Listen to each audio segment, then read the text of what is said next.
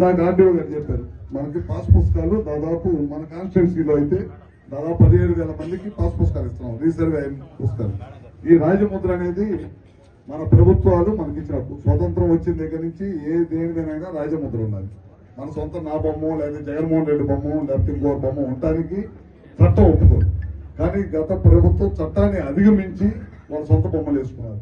ఎందుకంటే మీ నాయన ఇచ్చిన ఆస్తి ఉంటే మీ నాన్న ఉండాలి, లేకపోతే మనకి స్వేచ్ఛగా బతకడానికి ఇచ్చిన మన దేశం సంబంధించిన రాజముద్ర ఉండాలి. ఈ రెండు లేకుండా ఆయన బొమ్మ వేసుకున్నారు. అందుకనే ఈ దేశంలో ఎక్కడ కూడా అలాంటి తుట్లక్ పని ఎవరు చేయలే. అందుకని వచ్చిన రాగానే ప్రభుత్వం ఇలాంటి పనులు వ్యవస్థల్ని నాశనం చేయకూడదు.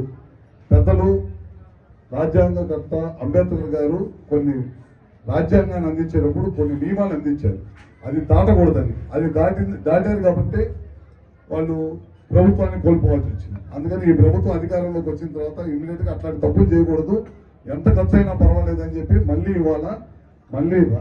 రాజముద్రతోటి ప్రజలందరూ కూడా పాస్ పుస్తకాలు ఇవ్వాలనే దానికోసం వాళ్ళు చాలా పెద్ద ఎత్తున రాష్ట్ర వ్యాప్తంగా 21 లక్షలు ఇస్తున్నామమ్మా. 21 లక్షల పాస్ పుస్తకాలు మళ్ళీ రెడీ చేపించి పాత పుస్తకాలు అన్ని కూడా తీసుకొని ఎంత డబ్బులు ఖర్చు అయిందో చూడండి, వేస్ట్ చేసేసారు అన్నమాట. డబ్బులు కేవలం నా బొమ్మ వేసుకోవడానికి వేస్ట్ చేశారు డబ్బులు. అట్లాంటివన్నీ తీసేపించి మళ్ళీ చేయడం జరిగింది అనమాట. ఇప్పుడు